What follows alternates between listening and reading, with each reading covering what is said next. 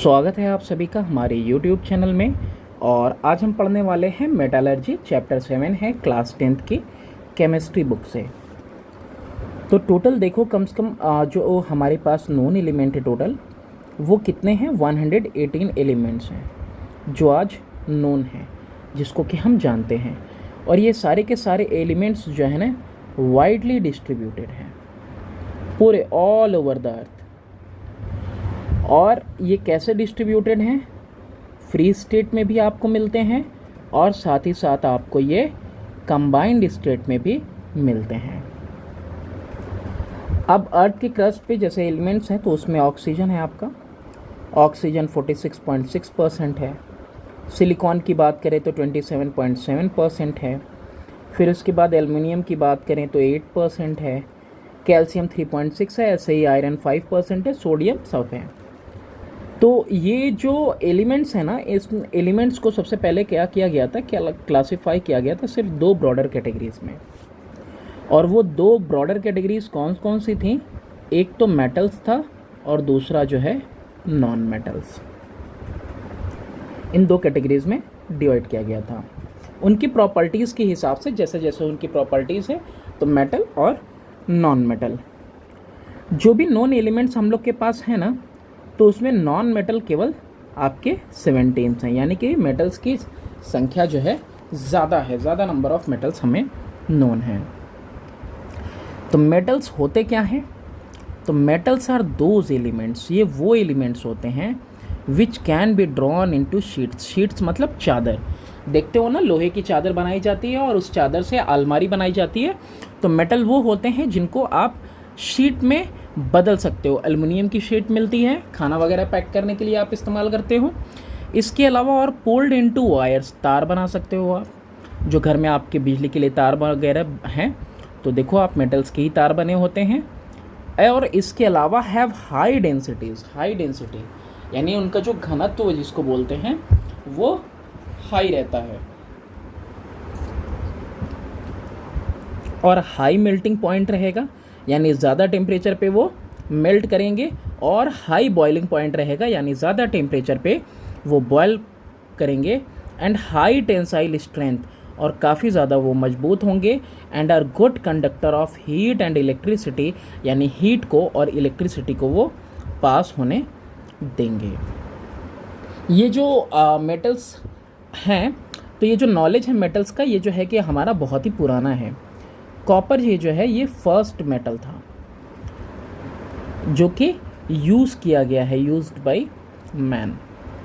और इसको इस्तेमाल किया गया था किस चीज़ में, यूटेंसिल बनाने में, यानी बर्तन बनाने में, हथियार बनाने में एटसेट्रा, और दूसरे अदर पर्पसेस के लिए इस्तेमाल किया गया था। और इसके अलावा ऐसा नहीं है सिर्फ यही पुराना है, ये तो सबसे पहला था।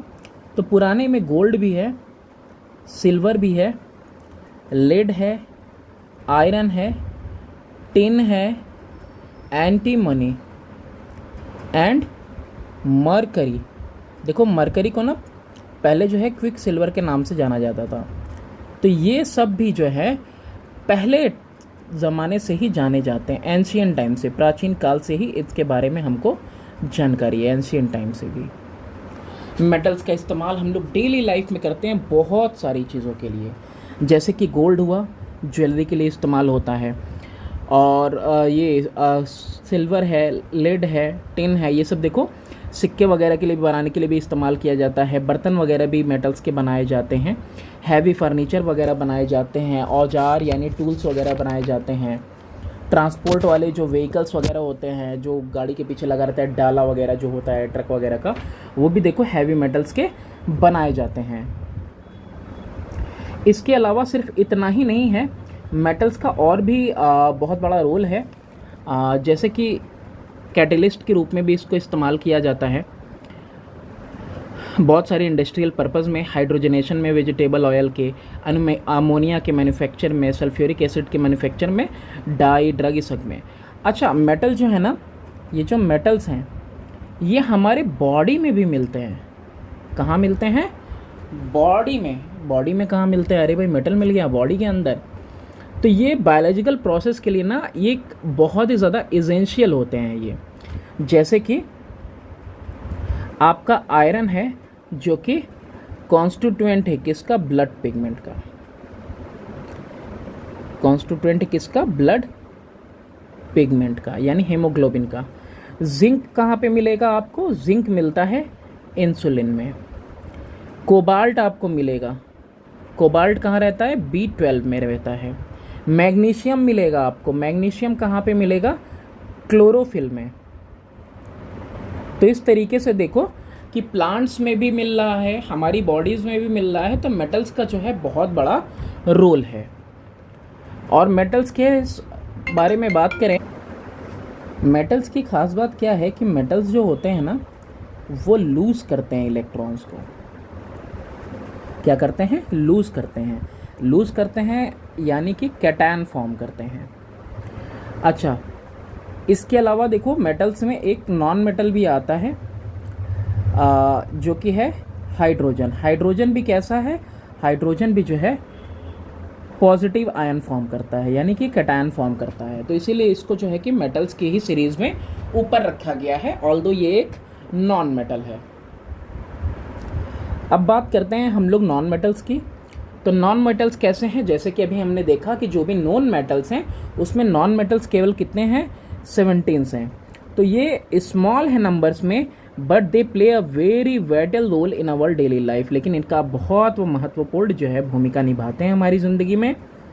नॉन मेटल हाइड्रोजन को छोड़ के, यहाँ पे लिख दिया एक्सेप्ट हाइड्रोजन, सारे एलिमेंट्स क्या करते हैं, निगेटिव आयन फॉर्म करते हैं बाई गेन ऑफ इलेक्ट्रॉन। तो यानी कि ये एनायन फॉर्म करेंगे। हाइड्रोजन जो है सबसे लाइटेस्ट एलिमेंट है नॉन मेटल में से, और जिसको कि हाइड्रोजनेशन के लिए इस्तेमाल किया जाता है। किसको, हाइड्रोजन को किस लिए इस्तेमाल किया जाता है, हाइड्रोजनेशन के लिए। और हाइड्रोजनेशन किसका, वेजिटेबल ऑयल का, घी का।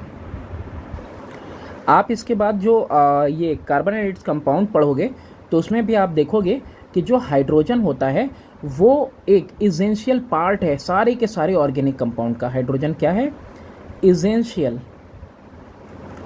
पार्ट है सारे के सारे ऑर्गेनिक कंपाउंड्स का। ऑर्गेनिक कंपाउंड्स जैसे कि हम बात करें प्रोटीन्स, प्रोटीन्स के अलावा फैट्स, फैट्स के अलावा कार्बोहाइड्रेट, और कार्बोहाइड्रेट के अलावा आपका एंजाइम है, एंजाइम्स हैं, एंजाइम्स के अलावा विटामिन्स हैं, एटसेट्रा। आपको हर जगह पे क्या मिलेगा, आपको कार्बन मिलेगा, हाइड्रोजन मिलेगा इसमें, ठीक है। तो कार्बन और हाइड्रोजन से ये बने होते हैं। इवन ग्लूकोज का भी आप मॉलिक्यूल ले लें तो कार्बन, हाइड्रोजन और ऑक्सीजन का बना हुआ होता है। तो आपको ये जो नॉन मेटल्स है ना ये हर जगह पे मिलेंगे बिल्कुल। ऑक्सीजन का आपको पता ही है कि ऑक्सीजन जो है उसके बिना रेस्पिरेशन नहीं हो सकता, बिल्कुल। और रेस्पिरेशन के अलावा और क्या नहीं हो सकता ऑक्सीजन के बिना, ऑक्सीजन के बिना कंबशन नहीं हो सकता, यानी ऑक्सीजन ना रहे तो कोई चीज़ जलेगी नहीं। इसके अलावा आप नाइट्रोजन को देखो तो नाइट्रोजन क्या है, बहुत अबंडेंट फॉर्म में जो है कि मौजूद है, बहुत ज़्यादा अबंडेंट फॉर्म में, यानी कि बहुत ज़्यादा पार्ट में 78% के करीब जो है कि आपका नाइट्रोजन है एनवायरनमेंट के अंदर। अब ये जो नाइट्रोजन है ना ये एक इनर्ट गैस है। कैसा गैस है, ये एक इनर्ट गैस है। तो इनर्ट गैस होने की वजह से जो है इसको इस्तेमाल किया जाता है प्रिजर्व करने के लिए फूड वगैरह, कि फूड वगैरह, खाना वगैरह जो है सुरक्षित रह सके। अगर यहाँ पे आपका नॉन मेटल जैसे कि आपका कार्बन है, जैसे कि आपका ऑक्सीजन है, जैसे कि आपका नाइट्रोजन है और हाइड्रोजन है, अगर ये नॉन मेटल ना रहें तो लाइफ जो है पॉसिबल हो ही नहीं सकती। इसके अलावा कुछ और बातें देखो नॉन मेटल के बारे में। तो नॉन मेटल में जितने भी तो यहाँ पे मैंने लिख दिया नॉन मेटल। नॉन मेटल में 11 गैसेस हैं। इसके अलावा एक लिक्विड है जिसका नाम क्या है, ब्रोमीन। और बाकी जो रेस्ट बचे हुए हैं, रेस्ट वो सारे के सारे कैसे हैं, सॉलिड। इसके अलावा जैसे कुछ ऐसे एलिमेंट्स भी होते हैं जो कि दोनों की प्रॉपर्टी दिखाते हैं, metal as well as non metal की भी प्रॉपर्टी दिखाते हैं। तो इनको क्या कहा जाता है, इनको हम लोग कहते हैं मेटालॉइड्स। मेटालॉइड्स तो सुना होगा, लेकिन इसके अलावा इनको सेमी मेटल्स भी कहा जाता है। एक्टिविटी सीरीज या फिर रिएक्टिविटी सीरीज कौन सी है, एक्टिविटी सीरीज को ही हम रिएक्टिविटी सीरीज भी कहते हैं। तो ये वो सीरीज़ है जिसमें कि हमने अरेंज किया हुआ है मेटल्स को डिक्रीजिंग ऑर्डर में अपनी रिएक्टिविटी के हिसाब से।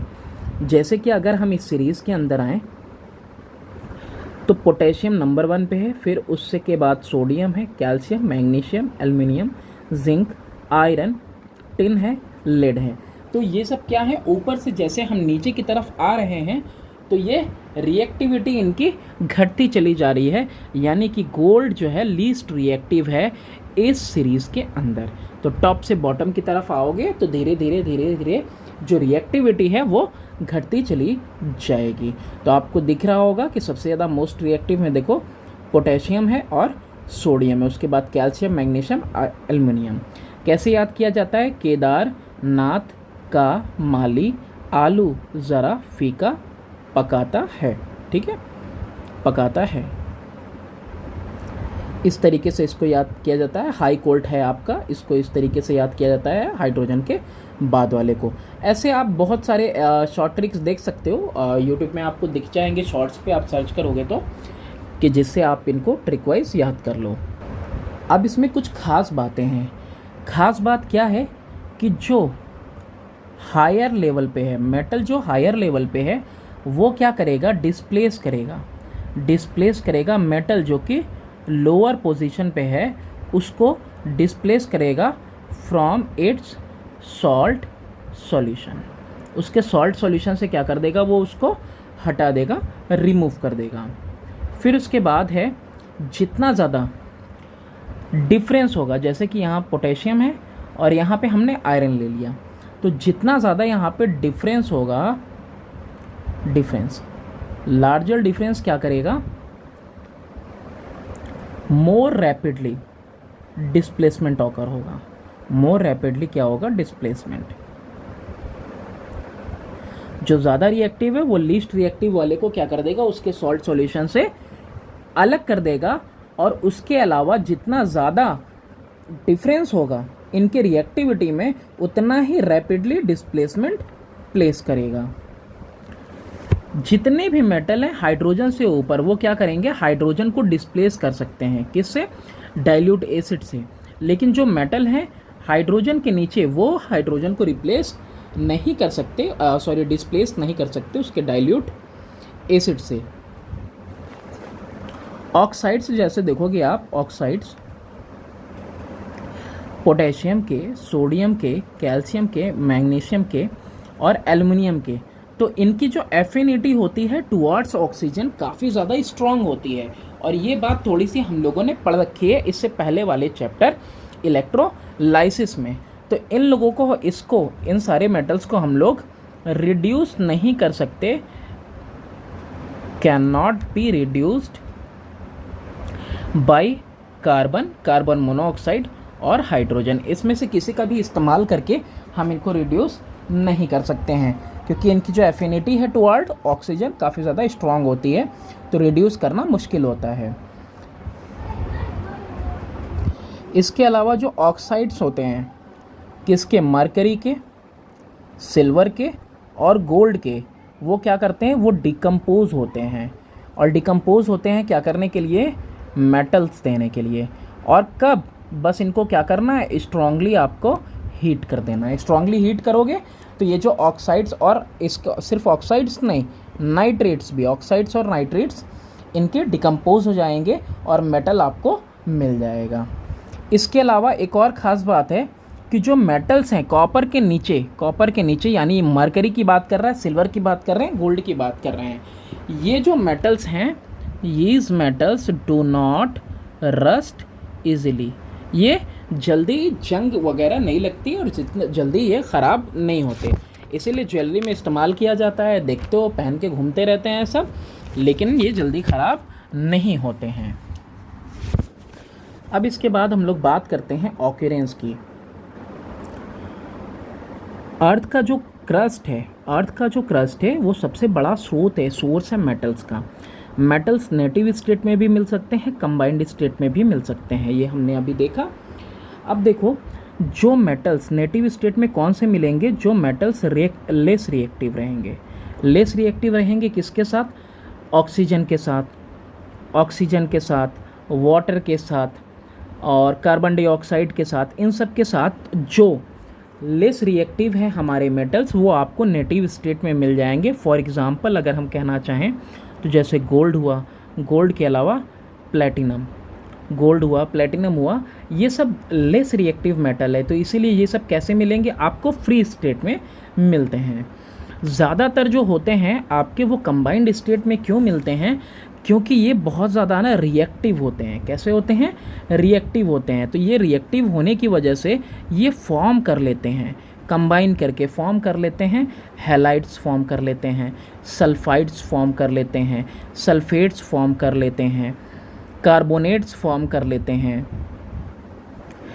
एटसेट्रा। इसके अलावा ये जो है ना मिक्स हो जाते हैं, किसके साथ मिक्स हो जाते हैं? इससे मड के साथ, क्ले के साथ, सैंड के साथ, स्टोन के साथ, ये क्या करते हैं? मिक्स हो जाते हैं। जैसे कि अगर एग्जांपल लेना चाहें हम यहाँ पे, तो फॉर एग्जांपल जैसे सोडियम है, सोडियम के अलावा पोटेशियम है, मेनली कैसा मिलेगा? क्लोराइड्स में मिलेगा। कैल्शियम मैग्नीशियम कार्बोनेट के फॉर्म में मिलते हैं। अल्मुनियम अपने ऑक्साइड एलुमिना के फॉर्म में मिलता है। जिंक, लेड, कॉपर, मरकरी और सिल्वर जो हैं सल्फाइड के फॉर्म में मिलते हैं। तो बहुत सारा ऐसा एग्जाम्पल आपको मिलेगा।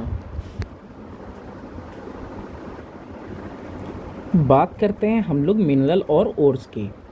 मिनरल होता क्या है? तो मिनरल जो है नेचुरली ऑकरिंग कंपाउंड होता है। नेचुरली यानी प्राकृतिक रूप से मिलता है।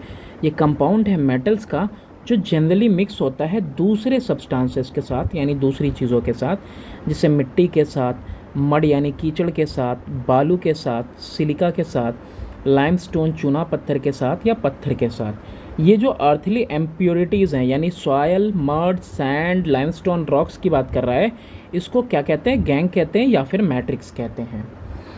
तो मिनरल तो हो गया ये। और क्या होते हैं? और वो मिनरल होता है जिससे मेटल को हम लोग एक्सट्रैक्ट करते हैं कॉमर्शियली, व्यावसायिक रूप से, कंपैरेटिवली लोअर कॉस्ट पे, विथ मिनिमम एफर्ट, यानी कि कम से कम कोशिश लगा के। अब इससे यहाँ से क्या बात समझ में आई कि सारे के सारे all minerals are not ores, but all ores are mineral. क्या मतलब समझ में आया? कि जो जितना भी सारा मिनरल होता है वो ओर नहीं होता, लेकिन जितने भी ओर होते हैं, यानी ओर कौन है? वो मिनरल है जिससे मेटल एक्सट्रैक्ट होता है। तो यानी हर एक ओर मिनरल है, लेकिन सारा मिनरल ओर नहीं होता है। बुक में आपके बहुत सारे एग्जाम्पल दिए हुए हैं। जैसे पोटेशियम के लिए दिया हुआ है कि पोटेशियम मेटल है, इसका मेन ओर जो है वो है कार्नेलाइट, और इसका फॉर्मूला दिया हुआ है कार्नेलाइट का। उसी तरीके से आपका कैल्शियम का है, तो कैल्शियम के लिए है आपका लाइमस्टोन या फिर कह सकते हो मार्बल, और इसका फॉर्मूला होता है कैल्शियम कार्बोनेट। इसके अलावा कैल्शियम और कहाँ मिलेगा? आपको जिप्सम में मिलेगा। तो जिप्सम में कैल्शियम सल्फेट डाईहाइड्रेट। तो इसी तरीके से आपको मैग्नीशियम, एल्युमिनियम सबका दिया हुआ है। तो यहाँ पे कुछ कॉमन और देखते हैं हम एल्युमिनियम के, आयरन के, जिंक के। तो आपको एल्युमिनियम के और आयरन और जिंक वाले में आपको एल्युमिनियम का देखो बॉक्साइट मिलता है। बॉक्साइट का फॉर्मूला क्या है? Hydrated aluminium oxide. फिर बॉक्साइट के बाद क्रायोलाइट मिलता है। क्रायोलाइट का मतलब क्या हुआ? Sodium aluminium fluoride. फिर इसके बाद मिलता है आपका कोरेंडम, यानी कि एनहाइड्रस एल्युमिनियम ऑक्साइड। इसी तरीके से आपको आयरन का भी ओर मिलेगा, रेड हेमेटाइट। सिर्फ एक एग्जांपल लेते हैं आयरन के लिए। आयरन के लिए मिलेगा रेड हेमेटाइट। रेड हेमेटाइट यानी कि Fe2O3। एनहाइड्रस फेरिक ऑक्साइड इसको बोलते हैं। अगर यही रेड की जगह पे ब्राउन हो गया तो ब्राउन होने में क्या होता है, बस इसके साथ ब्राउन होने की वजह क्या है कि इसके साथ लगा होगा आपका वाटर, तो उस चीज़ की वजह से ये ब्राउन दिखता है। फिर जिंक वाले में, तो जिंक में आपको जिंक ब्लेंड मिलता है। जिंक ब्लेंड को क्या कहते हैं, जिंक सल्फाइड कहा जाता है। तो इस तरीके से बहुत सारे आपको ओर्स मिलते हैं। ये कॉमन ओर्स हैं एल्युमिनियम के, आयरन के, जिंक के। अब यहाँ पे शुरू होता है आपका चैप्टर का मेन पार्ट। तो अभी तक आप लोगों ने क्या पढ़ा, तो अभी तक हम लोगों ने ये पढ़ा मेटलर्जी में कि टोटल 118 एलिमेंट्स हमारे नोन हैं, फ्री स्टेट और कंबाइंड स्टेट में मिलते हैं। अर्थ की क्रस्ट पे सबसे ज़्यादा अबंडेंस में ये मिलते हैं सारे के सारे एलिमेंट्स। मेटल्स कौन होते हैं, जिनको कि हम शीट बना सकते हैं, वायर में पुल कर सकते हैं, और साथ ही उनकी high density, high melting point, high boiling point होती है, और काफ़ी मजबूत होते हैं, अच्छे कंडक्टर होते हैं हीट और इलेक्ट्रिसिटी के। फिर हमने यहाँ पे नॉन मेटल को देखा कि इनका भी बहुत इंपॉर्टेंट रोल होता है। एक्सेप्ट हाइड्रोजन, सबके सब जो है नेगेटिव आयन फॉर्म करते हैं, इलेक्ट्रॉन गेन करते हैं, और इनका जो है कि हर जगह पे रोल है। कार्बन का तो हर ही जगह पे रोल है ही, हर चीज़ कार्बन से बनी हुई है, और मेनली हाइड्रोकार्बन वगैरह हम लोग लेटर चैप्टर में पढ़ेंगे। और फिर यहाँ पे हम लोगों ने देखा कि 11 नॉन मेटल गैसेस हैं। फिर एक्टिविटी सीरीज़ की बात की, तो एक्टिविटी सीरीज़ में हमने ये देखा कि कौन किससे ज़्यादा रिएक्टिव है। तो यानी कि हमने मेटल्स को क्या किया, अरेंज कर दिया उनकी रिएक्टिविटी के अकॉर्डिंग। फिर यहाँ पे ऑक्यूरेंस देखा हम लोगों ने मेटल का कि फ्री स्टेट में, कंबाइंड स्टेट में मिलता है। फ्री स्टेट में वो मेटल्स मिलते हैं जो कि कम रिएक्टिव होते हैं, और कंबाइंड स्टेट में वो मिलते हैं, और कंबाइंड स्टेट में ज़्यादा मेटल्स मिलते हैं, क्योंकि ज़्यादातर मेटल्स कैसे हैं, बहुत ज़्यादा रिएक्टिव हैं, तो उसकी वजह से वो halide, sulphide, sulphate, carbonate form कर लेते हैं। फिर देखा हमने मिनरल और ओर। तो मिनरल और ओर में भी हमने 2-3 एग्जाम्पल देखे, आयरन के लिए, एल्युमिनियम के लिए और जिंक के लिए। अब हमारा मेन पार्ट शुरू होता है मेटलर्जी। मेटलर्जी क्या है, मेटलर्जी एक प्रोसेस है, प्रोसेस तरीका है एक्सट्रैक्शन ऑफ मेटल्स का। मेटल एक्सट्रैक्ट किया जाएगा, निकाला जाएगा, पाया जाएगा इन देयर प्योर फॉर्म, यानी प्योर फॉर्म में पाएंगे हम उसके ओर से। ओर यानी कि जैसे एल्युमिनियम का ओर कैसा था, बॉक्साइट, तो उस तरीके से ओर से हम लोग क्या पाएंगे, मेटल एक्सट्रैक्ट करेंगे, वो भी उसके प्योर फॉर्म में। इसी पूरे प्रोसेस को कहा जाता है मेटलर्जी। मेटलर्जी डील करता है किसके साथ, प्रोडक्शन के साथ और प्योरीफिकेशन के साथ मेटल का, कि यानी कि हम मेटल को प्रोड्यूस भी करेंगे और साथ ही साथ उसको प्योरीफाई भी करेंगे और मैन्युफैक्चर करेंगे किसका, एलॉयस का। ये सब कुछ आता है किसके अंदर, मेटलर्जी के अंदर। अब इसके अंदर बहुत सारे स्टेजेस इवॉल्व हैं। तो देखो मेटलर्जी में होता क्या है ना, कि मेटलर्जी में बहुत सारे फिजिकल और केमिकल मेथड का इस्तेमाल किया जाता है। Physical as well as chemical, physical और केमिकल दोनों तरह के मेथड का हम लोग इस्तेमाल करते हैं मेटल को एक्सट्रैक्ट करने में। और ये जो मेथड्स हैं, फिजिकल होगा कि केमिकल होगा, ये मेथड्स डिपेंड करते हैं नेचर के ऊपर, कि नेचर ऑफ इट्स ओर, कि ओर का नेचर कैसा है, और इसके अलावा ओर के अलावा नेचर जो है मेटल का कैसा है। तो हम लोगों का जो एक्सट्रैक्शन है वो स्टेजेस देखते हैं एक्सट्रैक्शन में कौन कौन सा होगा। तो सबसे पहले तो हमको क्या मिलेगा, ओर मिलेगा, गए कहीं से उठा के लाए ओर।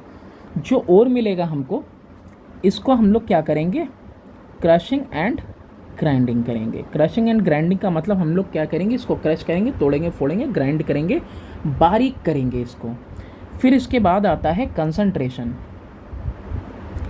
कंसंट्रेशन का मतलब होता है कि हम वो वाला पार्ट लेंगे जिसमें मेटल है, बाकी वाला जो पार्ट होगा क्रश करना और ग्राइंड करने में देखो क्या होगा कि ओर्स में हमने देखा कि उसमें मिट्टी वगैरह से लेके धूल वगैरह सब कुछ लगा होगा, अर्थली इम्प्योरिटीज़ यानी गैंग लगा होगा। तो उस गैंग को हमको अलग करना है, तो उसी अलग करने के मेथड को हमको यहाँ पे कहा जा रहा है कंसंट्रेशन। कंसंट्रेशन मतलब हम वो पार्ट लेंगे जो पार्ट हमारा मेटल से रिच है, बाकी सारी गंदगी जो है हमको वो हटा देनी है। अब ये जो कंसंट्रेशन है ना, इसको करने के बहुत सारे मेथड हैं। एक तो है आपका ग्रेविटी सेपरेशन, क्या बोलते हैं इसको, ग्रेविटी सेपरेशन। दूसरा है आपका फ्रोथ फ्लोटेशन। फिर उसके बाद है आपका मैग्नेटिक सेपरेशन। इसके बाद है केमिकल मेथड या फिर इसको कहा जाता है लीचिंग। तो टोटल 4 मेथड्स हैं यहाँ पे, और ये 4 मेथड डिपेंड करेंगे किसके ऊपर, उसके ओर की प्रॉपर्टी के ऊपर या फिर मेटल की प्रॉपर्टी के हिसाब से, उसके नेचर पे डिपेंड करेंगे कि हमको इन चारों में से किस मेथड को अप्लाई करके कंसंट्रेट करना है ओर को। फिर इसके बाद जब कंसंट्रेशन होता है उसके बाद आता है हमारा रोस्टिंग एंड कैल्सिनेशन। तो रोस्टिंग और कैल्सिनेशन में हम लोग क्या करेंगे, तो इस रोस्टिंग में देखो विद प्रेजेंस ऑफ ऑक्सीजन, और कैल्सिनेशन में विदाउट प्रेजेंस ऑफ ऑक्सीजन हम क्या करेंगे, उसको हीट करेंगे।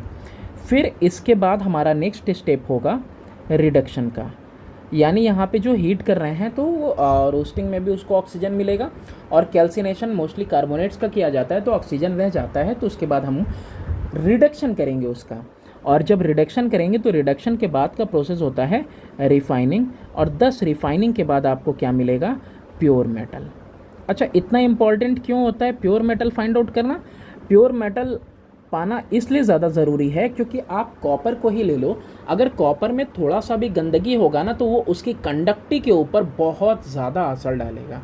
जो इलेक्ट्रिसिटी की कंडक्टिविटी है वो बहुत ज़्यादा हिंड्रेंस होगी, किसकी वजह से, सिर्फ और सिर्फ थोड़ी बहुत इम्प्योरिटी की वजह से कॉपर में, तो इसीलिए ज़रूरी है। तो यहाँ पे जो प्योरीफिकेशन होता है ना वो अकॉर्डिंगली इसके होता है कि हम किस चीज़ में उसका इस्तेमाल करने वाले हैं मेटल का, किस काम के लिए। अब ये जो भी प्रोसेस था, एक था नंबर 1 पे हमारा कि ओर लिया, फिर crushing, grinding, concentration, roasting, calcination, reduction, और ये 6।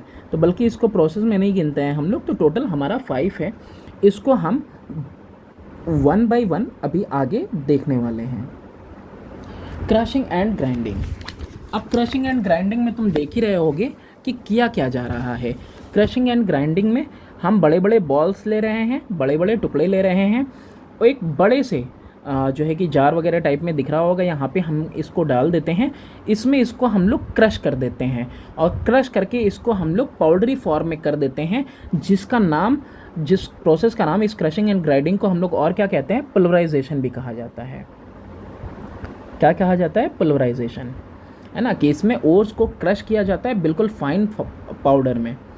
बड़े से दांत वगैरह टाइप के जॉ वगैरह लगे होते हैं, उसी में ये जाते हैं, टूटते हैं, और इसको पुल्वराइजेशन कहा जाता है। देखो ग्राइंडिंग के लिए हम लोग जैसे घर में है ना हल्दी वगैरह बहुत सारे लोग घर पे पीसते हैं, तो बिल्कुल उसी तरीके से ओर को भी बड़ी बड़ी मशीनों में रख के पीस दिया जाता है, बिल्कुल पाउडरी फॉर्म में कर दिया जाता है। ब्रोकन पार्टिकल देखो यहाँ से बाहर निकल रहा है। एग्जैक्टली मैं मशीनरी तो मैंने नहीं दिखाई, लेकिन यही होता है इसमें। अब जब ये फाइन पाउडर्स में कन्वर्ट हो गए तो इसके बाद जो दूसरा प्रोसेस है उसको बोलते हैं ड्रेसिंग। ड्रेसिंग या फिर कंसंट्रेशन ऑफ ओर्स।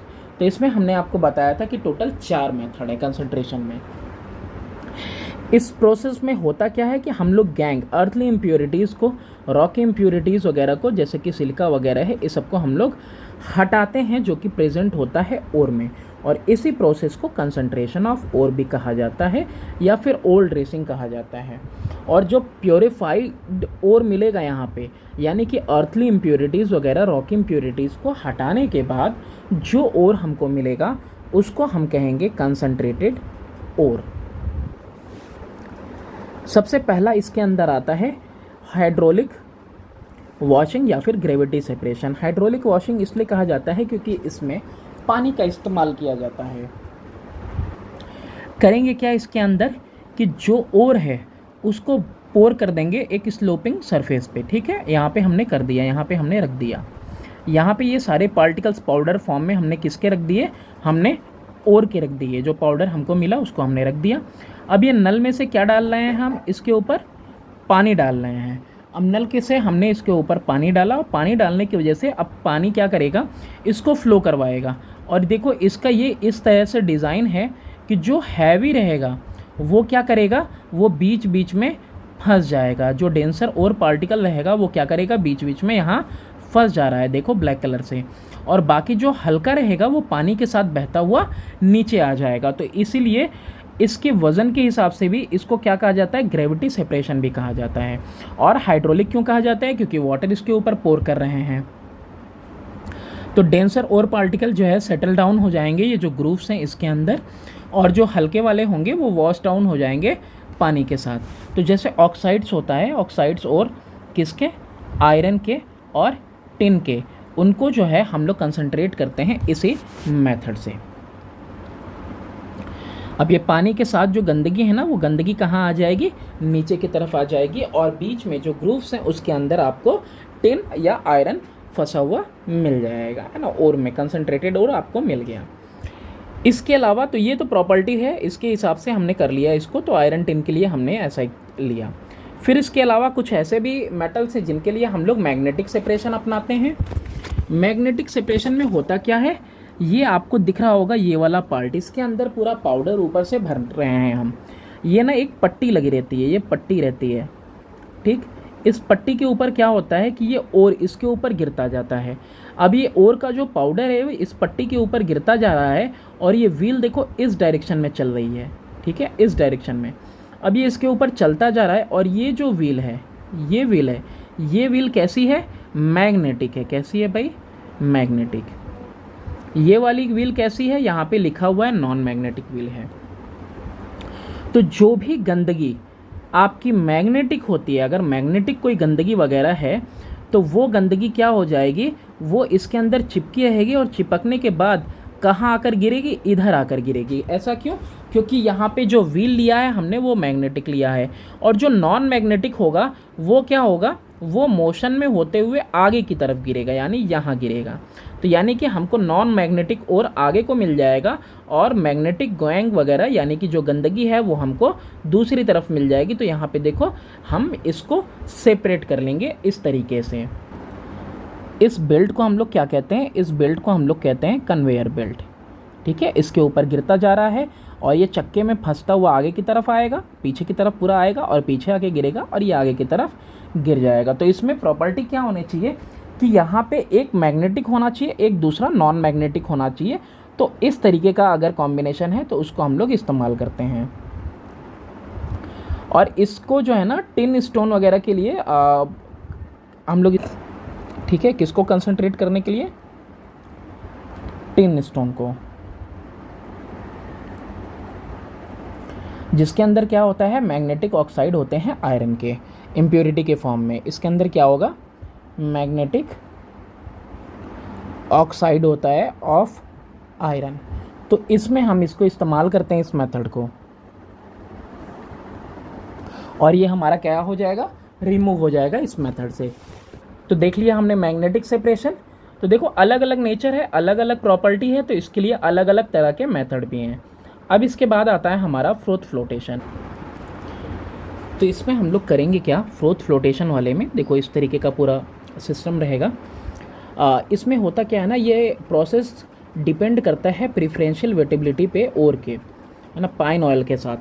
तो यहाँ पे हमने क्या क्या लिया है, पाउडर्ड ओर लिया है, वाटर लिया है, और पाइन ऑयल लिया है इसके अंदर। इसके अलावा हम इसमें एक और चीज़ ऐड करते हैं जिसका नाम है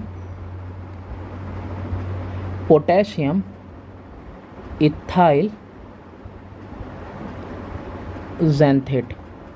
इसको भी हम लोग इसके अंदर डालते हैं। इस सब को डालने के बाद हम लोग क्या करते हैं, यहाँ से कंप्रेस्ड एयर अंदर की ओर आता है। जब कंप्रेस्ड एयर अंदर की ओर आता है, ये चारों तरफ से पैक है, इधर से पानी आ रहा है, तो होगा क्या, ये एजिटेटेड हो जाएगा पूरा का पूरा। तो एजिटेटेड हो जाएगा, जैसे कॉफ़ी वगैरह बनता है, देखा होगा आपने। तो कंप्रेस्ड एयर को इसके अंदर डाला गया, ये एजिटेट हो गया, तो अब इसमें बनेगा झाग। और झाग बनेगा तो होगा क्या, ये जो ओर है हमारा, वो ओर पाइन ऑयल के साथ क्या हो जाएगा, ये हमारा गीला हो जाएगा, ठीक है, ये वेट हो जाएगा। इसके अलावा जो गैंग है यानी जो गंदगी है वो वाटर के साथ मिक्स हो जाएगी और भारी हो जाएगी। तो ये जो झाग बनेगा ना, ये हल्का होने की वजह से ये ऊपर रहेगा और ये गैंग यानी कि जो हमारा गंदगी है वो गीला हो जाएगा और गीला होने की वजह से नीचे आ जाएगा, तो ये नीचे ही रह जाएगा। और यहाँ पे हमने देखो इसको एक्सट्रैक्ट करने के लिए, बाहर निकालने के लिए एक यहाँ पे ओपनिंग है, जिस ओपनिंग से ये जो पूरा झाग है, इसको फ्रोथ बोलते हैं झाग, ये पूरा जो झाग है जिसमें और मिक्स हो चुका रहेगा, गीला हो चुका रहेगा पाइन ऑयल के साथ, वो ऊपर हमारा निकल जाएगा। ठीक है, तो इसमें मेनली जो है कि और लाइटर होता है इसमें, तो और बाहर निकल जाएगा झाग के साथ और पूरा का पूरा गंदगी यहाँ पे देखो नीचे रह जा रहा है। सल्फाइड और जैसे कि आपका सल्फाइड और जैसे कि जिंक ब्लेंड है, जिंक सल्फाइड है, और जैसे कि आपका लेड सल्फाइड है ना, तो इन सबको हम लोग इस तरीके से कंसंट्रेट करते हैं फ्रोथ फ्लोटेशन के प्रोसेस से। तो 3 मेथड हम लोगों ने देख लिया अब तक। कौन कौन सा मेथड देखा? हम लोगों ने देखा हाइड्रोलिक वॉशिंग या ग्रेविटी सेपरेशन। तो इसमें मेन प्रिंसिपल क्या था? प्रिंसिपल ये था कि डिफरेंस होना चाहिए, किसमें? डेंसिटी में, दोनों के डेंसिटी में डिफरेंस था। फिर इसके बाद मैग्नेटिक सेपरेशन, तो एक मैग्नेटिक होना चाहिए, दूसरा नॉन मैग्नेटिक होना चाहिए। फिर उसके बाद तीसरा फ्रोथ फ्लोटेशन देखा, तो एक जो है पानी से देखो यहाँ गीला होकर भारी हो जा रहा है, और दूसरा जो है पाइन ऑयल के साथ वेट हो जा रहा है और हल्का है, जैसे जिंक सल्फाइड, लेड सल्फाइड के ओर्स हैं, और उनको हम यहाँ फ्रोथ के थ्रू बाहर ले रहे हैं। अब आता है हमारा 4th मेथड, केमिकल मेथड या फिर लीचिंग। केमिकल मेथड और लीचिंग में करते क्या है? हमारे पास ओर है, ठीक है, ओर के अंदर क्या क्या है? ओर के अंदर हमारा मेटल है और ओर के अंदर हमारे पास इम्प्योरिटी भी है। तो हम करेंगे क्या? हम एक सुइटेबल रीएजेंट लेंगे, एक सुइटेबल रीएजेंट हमको लेना है, और सुइटेबल रीएजेंट में एसिड भी ले सकते हैं, बेस भी ले सकते हैं, और कोई दूसरा हमने रीएजेंट यहाँ पे ले लिया। और रीएजेंट भी ऐसा हमको इस्तेमाल करना है, ऐसा लेना है कि जो कि मेटल क्या हो उसके अंदर सॉल्युबल हो जाए, मेटल सॉल्युबल हो जाए, बट नॉट इम्प्योरिटी, इम्प्योरिटी उसमें सॉल्युबल नहीं होनी चाहिए। तो बिल्कुल इसका एग्जांपल देखो, बहुत अच्छे से एक तरह से समझ में आ जाएगा। जैसे कि आपके पास सैंड है और सैंड के साथ आपके पास सॉल्ट है, तो सैंड आपका इम्प्योरिटी हो गया, और सॉल्ट को आप क्या समझ लो? सॉल्ट को समझ लो कि आपके पास ये मेटल है। और रीएजेंट में आप क्या समझो कि रीएजेंट में आपने क्या ले लिया है? वाटर ले लिया है। अब क्या करो? आप सबको एक साथ मिक्स कर दो। क्या करने वाले हैं आप? मिक्स करने वाले। आपने सबको मिक्स कर दिया। सॉल्ट क्या करेगा? वाटर के साथ मिक्स हो जाएगा, सॉल्ट प्लस वाटर ये मिक्स हो जाएगा, और आपका सैंड अलग हो जाएगा। और इसको आगे आप क्या करोगे? फिल्टर पेपर से। क्या करोगे? फिल्टर पेपर से आप इसको अलग कर लोगे, है ना। तो फिल्टर पेपर से जब आप अलग करोगे तो यहाँ पे जो कलेक्शन होगा वो किसका होगा? सॉल्ट का होगा प्लस वाटर का होगा। और यहाँ पे जो पार्टिकल्स रह जाएंगे एक्चुअली में किसके पार्टिकल्स हैं? सैंड के। तो मैंने बताया ना, ये सैंड यानी कि इम्प्योरिटी रह जाएगी, सॉल्ट प्लस वाटर यानी कि रीएजेंट, और आपका सॉल्ट का मतलब मैंने क्या बताया यहाँ पे? मेटल। तो सॉल्ट और वाटर यानी कि आपका मेटल और रीएजेंट यहाँ पे आपको प्योरीफाई होकर मिल जाएगा। तो इस तरीके से केमिकल मेथड को हम लोग इस्तेमाल करते हैं। यानी और ऐसा होना चाहिए कि जिसमें जो मेटल होना चाहिए वो सॉल्युबल होना चाहिए सूटेबल रीएजेंट में। एसिड भी हो सकता है, बेस भी हो सकता है, या कोई दूसरा पार्टिकुलर रीएजेंट भी हो सकता है। अच्छा, इसको इस्तेमाल किस तरह के मेटल के लिए किया जाता है? जैसे कि सिल्वर है उसके लिए किया जाता है, गोल्ड के लिए किया जाता है, और साथ ही साथ अल्युमिनियम के लिए भी किया जाता है। अब देखो इस मेथड में ऐसा होता है कि जैसे आपने इसको ले लिया, तो इसके बाद भी इसके अंदर अगर गंदगी रह गई, इसके अंदर क्या रह गया? गंदगी रह गई। तो गंदगी रह गई तो इस गंदगी के साथ हमने क्या किया? हमने फ्लक्स क्या होता है? सर्टेन सब्सटेंस होते हैं, हम इसको मिक्स कर देते हैं, और मिक्स करने के बाद क्या बन जाता है? स्लैग बन जाता है। और ये जो स्लैग होता है ना, स्लैग एक्चुअली में लाइटर होता है। तो लाइटर होने की वजह से ये फ्लोट करेगा ऊपर, और हम लोग इसको मोल्टेन फॉर्म में है ना, यहाँ पे मिक्स्ड फॉर्म में है, कंसनट्रेटेड है हमारा मेटल और, तो वहाँ से हम लोग फिर इस स्लैग को बाहर निकाल देते हैं जब ये फ्लोट करने लगता है हल्का होकर तब। अब इसके बाद पहला मेथड था क्रशिंग एंड ग्राइंडिंग, दूसरा मेथड था आपका ड्रेसिंग यानी कंसंट्रेशन ऑफ ओर। अब हम बात करेंगे कन्वर्जन ऑफ कंसंट्रेटेड ओर की, और कन्वर्जन किस में करेंगे उसका, उसके ऑक्साइड में, ऑक्साइड में कन्वर्ट करेंगे, उसके बाद ही तो रिडक्शन होगा। तो इसमें भी हमने आपको बताया था कि 2 प्रोसेस होते हैं। कितने प्रोसेस होते हैं? 2 प्रोसेस होते हैं। 2 प्रोसेस में एक है आपका रोस्टिंग। रोस्टिंग वो प्रोसेस यानी वो तरीका है जिसमें हम गर्म करेंगे, हीट करेंगे, कंसंट्रेटेड जो यानी ऊपर वाले मेथड के बाद जो हमको ओर मिलेगा उसको हम हीट करेंगे एक हाई टेम्परेचर पे इन प्रेजेंस ऑफ एयर, यानी कि हवा रहनी चाहिए, ऑक्सीजन रहना चाहिए। रोस्टिंग में होता क्या है, क्यों करते हैं, तो यहाँ पे सबसे पहली चीज़ कि भाई मॉइस्चर रिमूव हो जाता है। क्या रिमूव होता है? मॉइस्चर रिमूव हो जाता है। मॉइस्चर रिमूव होने के अलावा ऑर्गेनिक मैटर क्या होते हैं, जो ऑर्गेनिक मैटर होते हैं वो भी ऑक्सीडाइज्ड हो जाते हैं और साथ ही साथ रिमूव भी हो जाते हैं। तो ये रहा रोस्टिंग का आपको बेनिफिट। इसके अलावा जैसे इम्प्योरिटीज़ होते हैं, इम्प्योरिटीज़ में कैसे तरह की इम्प्योरिटीज़ में जैसे कि आपका सल्फ़र का इम्प्योरिटी है, सल्फ़र के अलावा फॉस्फोरस का इम्प्योरिटी है, और फॉस्फोरस के अलावा जैसे आर्सेनिक है ना, तो ये सब भी क्या होता है, ये सब इम्प्योरिटीज़ ये सब भी ऑक्सीडाइज हो जाते हैं और ऑक्सीडाइज होके एक वोलेटाइल इम्प्योरिटीज़ की तरह रिमूव हो जाते हैं। वोलेटाइल का मतलब होता है जो इवेपोरेट हो जाता हो। तो यहाँ पे रोस्टिंग कर ही रहे हो, हाई टेम्परेचर दे ही रहे हो, तो ये भी सब क्या हो जाएगा, सल्फ़र फॉस्फोरस आर्सेनिक ऑक्सीडाइज होके वोलेटाइल इम्प्योरिटी की तरह बिल्कुल गायब हो जाएगा। वोलेटाइल होते हैं ये नेचर में।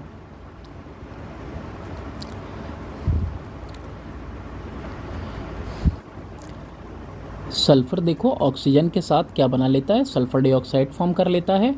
वैसे ही फॉस्फोरस ऑक्सीजन के साथ फॉस्फोरस पेंटाऑक्साइड फॉर्म कर लेगा, और वैसे ही जो आर्सेनिक है आपका वो भी ऑक्सीजन के साथ ऐड होके आर्सेनिक ऑक्साइड फॉर्म कर लेगा। अच्छा, जो मेटल सल्फाइड होते हैं, इसके अलावा एक पॉइंट यहाँ पे भी देखो, मेटल सल्फाइड्स होते हैं वो मेटल ऑक्साइड में कन्वर्ट हो जाते हैं। जैसे कि जिंक सल्फाइड है, मेटल सल्फाइड, ये ऑक्सीजन के साथ मिक्स होके क्या बना लेगा, zinc oxide plus sulphur dioxide. तो देख रहे हो यहाँ पे सल्फ़र देखो आपका सल्फ़र डाइऑक्साइड में वोलेटाइल हो गया, और जिंक आपका रिड्यूस हो गया, किस में, कन्वर्ट हो गया आपका ये जिंक ऑक्साइड में। उसी तरीके से आप लेड सल्फाइड को ले लो, तो लेड सल्फाइड भी क्या करेगा, ऑक्सीजन के साथ कंबाइन करेगा और लेड ऑक्साइड फॉर्म हो जाएगा। अब इसका रिडक्शन कितना आसान हो जाएगा, है ना।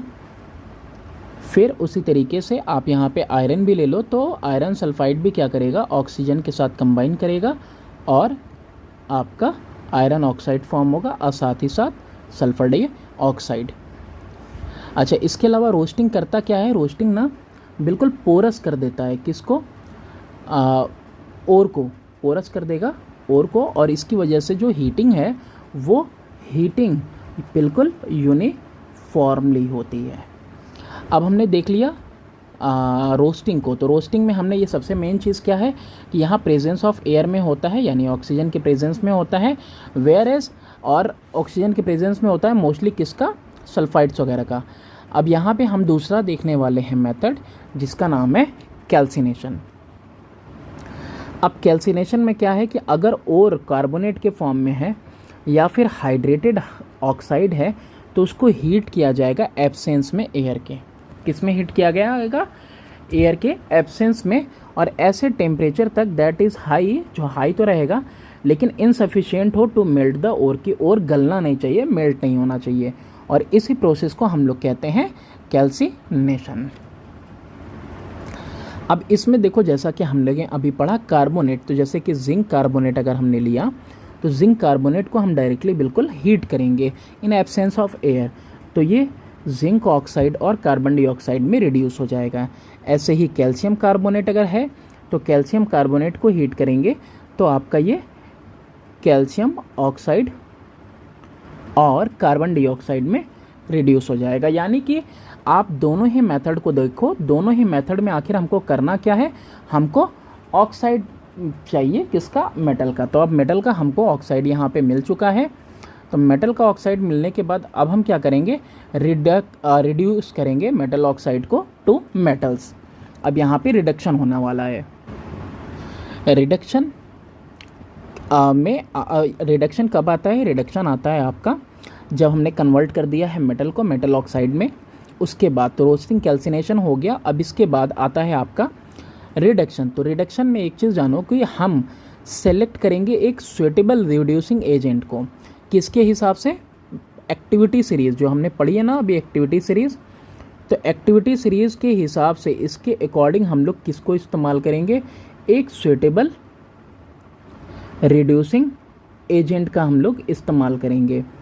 क्योंकि और इसमें मेनली जो कॉमन रिड्यूसिंग एजेंट है वो है आपका कार्बन मोनोऑक्साइड और आपका है हाइड्रोजन, ताकि आपको क्रूड मेटल मिल सके। अब इसमें हम पॉइंट वाइज देखते हैं। तो नंबर 1 पॉइंट आपका ये कहता है कि जैसे शुरुआत के मेटल्स थे, पोटेशियम था, सोडियम था, कैल्शियम था, मैग्नीशियम था और साथ में एल्युमिनियम था। तो इनका तो हमने देखा कि इनका ग्रेट एफिनिटी होता है, ग्रेट एफिनिटी होता है टुवर्ड ऑक्सीजन। तो ग्रेट एफिनिटी टुवर्ड ऑक्सीजन होने की वजह से ये तीनों ही रीएजेंट इन सब के लिए तो सुइटेबल बिल्कुल भी नहीं है।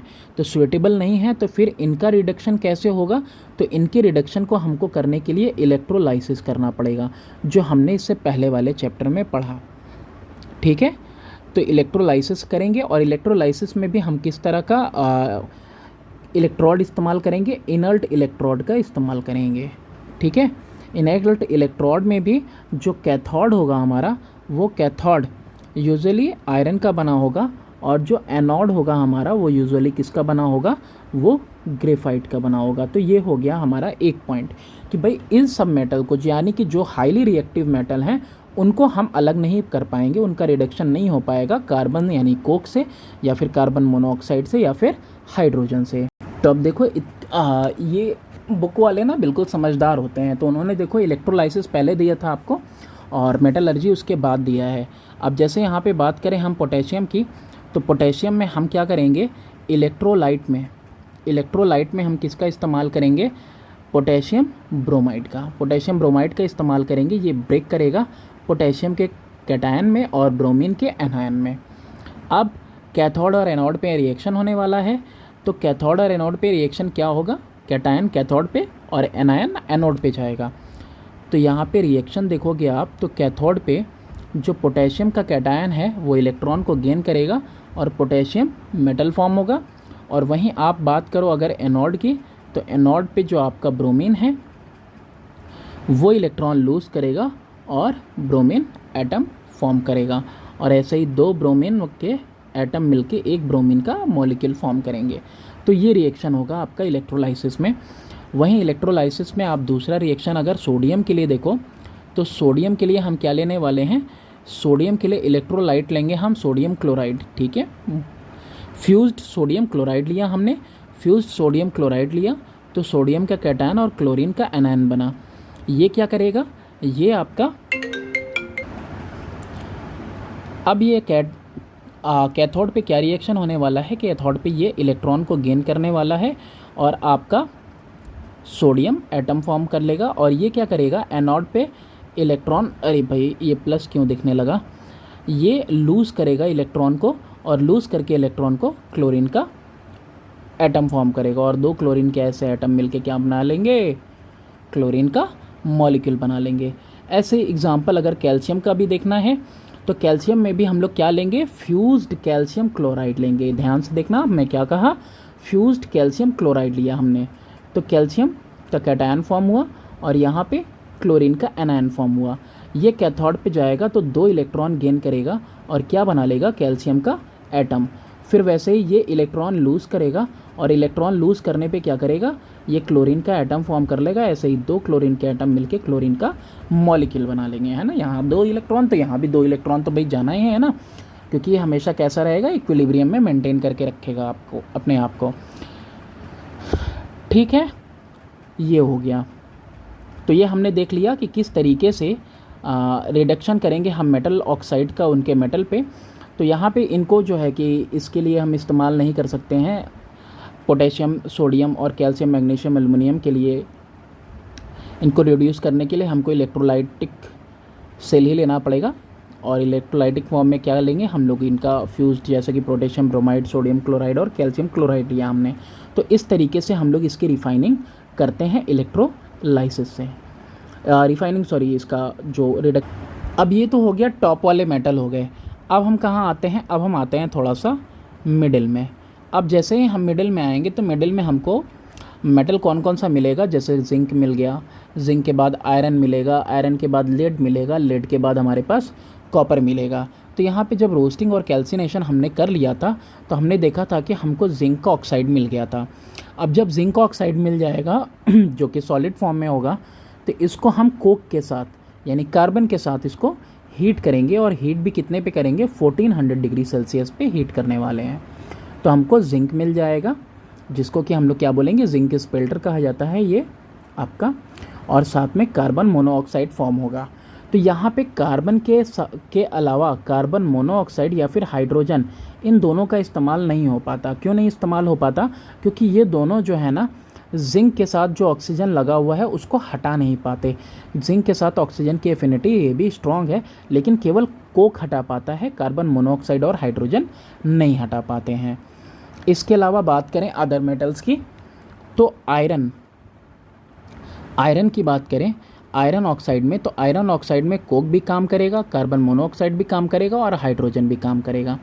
ठीक है, तो प्रोडक्ट में भी 3 तरह के प्रोडक्ट मिलेंगे। एक तो आयरन मिलेगा, लेकिन आयरन के साथ आपका कार्बन मोनोऑक्साइड अगर कार्बन के साथ रिएक्ट हुआ, कार्बन डाइऑक्साइड अगर कार्बन मोनोऑक्साइड के साथ रिएक्ट हुआ, और वाटर मिलेगा अगर हाइड्रोजन के साथ रिएक्शन हुआ। ऐसे ही लेड ऑक्साइड के लिए भी आपका तीनों काम करेगा, कार्बन भी काम करेगा, कार्बन मोनोऑक्साइड भी काम करेगा और साथ में हाइड्रोजन भी काम करेगा। इसको भी हीट करने पे हमको एक तो लेड मिल जाएगा रिड्यूस होके, लेकिन अगर कार्बन से रिएक्ट करवाया है लेड ऑक्साइड को तो कार्बन मोनोऑक्साइड मिलेगा। अगर ये कार्बन मोनोऑक्साइड से तो कार्बन डाइऑक्साइड, और हाइड्रोजन से तो वाटर मिलेगा। ऐसे ही एक और देख लो, ऐसे ही same to same copper oxide के लिए भी होगा।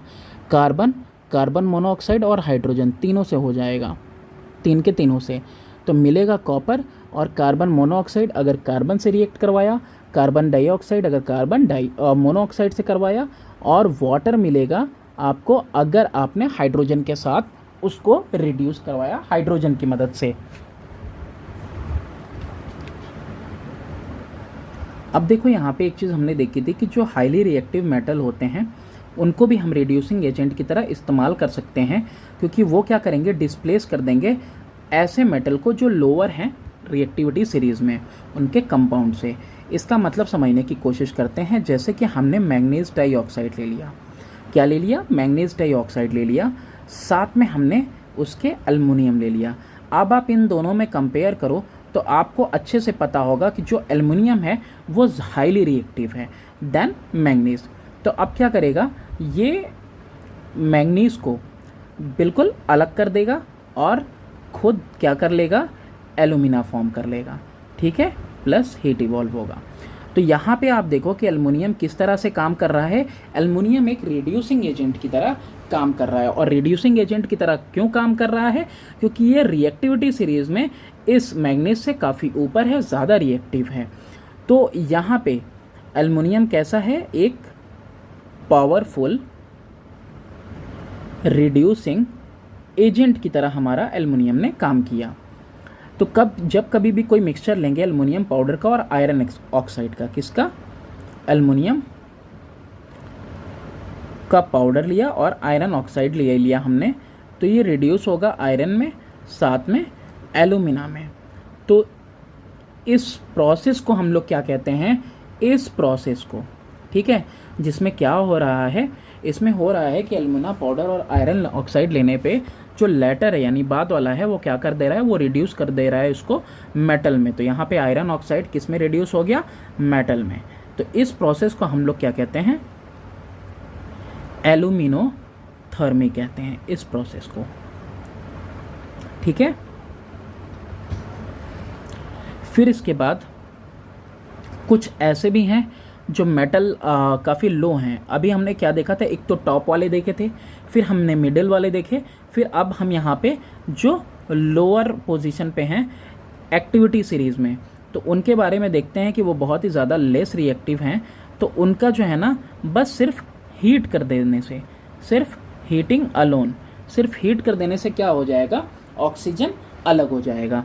फॉर एग्ज़ाम्पल, बिल्कुल भी कंफ्यूज नहीं होना, एग्ज़ाम्पल जैसे हमने यहाँ पे मरकरी ऑक्साइड ले लिया, तो मरकरी ऑक्साइड को जैसे ही 300 डिग्री सेल्सियस से ज़्यादा पे हीट करोगे, वैसे ही ये मरकरी और ऑक्सीजन में ब्रेक कर जाएगा, यानी आपका ये रिड्यूस हो जाएगा। अब आते हैं हम लोग रिफाइनिंग पे, और ये हमारा मेटलर्जी में अभी रिफाइनिंग है। रिफाइनिंग के बाद तो एक और है जो आपका है एलॉय। तो रिफाइनिंग में आते हैं, तो रिफाइनिंग आखिर क्या होता है। तो रिफाइनिंग में हम लोग सेपरेट करते हैं, अलग अलग करते हैं एक्सट्रैक्टेड मेटल जो मिला है उसको उसके रेसिजुअल इम्प्योरिटी से। अब ये रेसिजुअल इम्प्योरिटी क्या है, यानी बची खुची इम्प्योरिटी क्या है, presence of other metal and non metal, जैसे कि सिलिकॉन है, जैसे कि फॉस्फोरस है, इन सबको अलग करना है। इसके अलावा अनरिड्यूस्ड ऑक्साइड्स और जो सल्फाइड्स हैं मेटल के, उनको भी हटाना, ये काम होता है हमारा रिफाइनिंग में। रिफाइनिंग में हम क्या करेंगे, रिफाइनिंग में अगर शॉर्ट फॉर्म में बोलो तो जो हमारा क्रूड मेटल मिला हुआ है इसको हम क्या करेंगे, प्यूरिफाइड फॉर्म में कन्वर्ट करेंगे। ये जो प्यूरिफिकेशन होगा, ये प्यूरिफिकेशन डिपेंड करता है किस पे, नेचर पे मेटल के, कि मेटल किस नेचर का है। इसके अलावा नेचर का मेटल का, और मेटल के साथ साथ इम्प्योरिटी का भी नेचर, कि जो इसके अंदर इम्प्योरिटी है, जो इसके अंदर गंदगी है, वो किस नेचर की है। और इसके अलावा पर्पस, देखो ये बीच में मैंने एक बार बोला था कि पर्पस, किस पर्पस के लिए हम लोग मेटल को इस्तेमाल करने वाले हैं, इस पे भी डिपेंड करता है कि उसका प्योरिफिकेशन हम किस हद तक करने वाले हैं। तो डिस्टिलेशन में जैसे कि आपका मेटल है, मेटल जैसे कि आपने मरकरी ले लिया या फिर आपने जिंक ले लिया, तो ये दोनों कैसे हैं, ये दोनों वोलेटाइल है नेचर में। वोलेटाइल का मतलब होता है इवेपोरेट कर जाते हैं।